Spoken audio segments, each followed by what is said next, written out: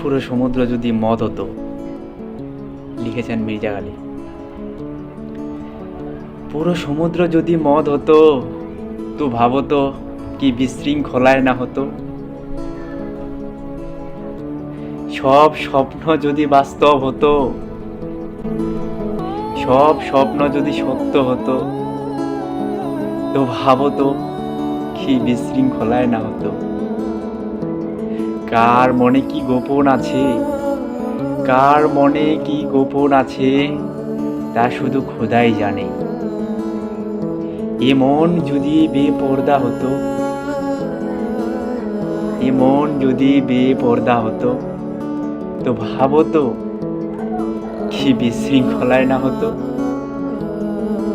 পুরো সমুদ্র যদি মদ হতো, তো ভাবো তো কি বিশৃঙ্খলায় না হতো।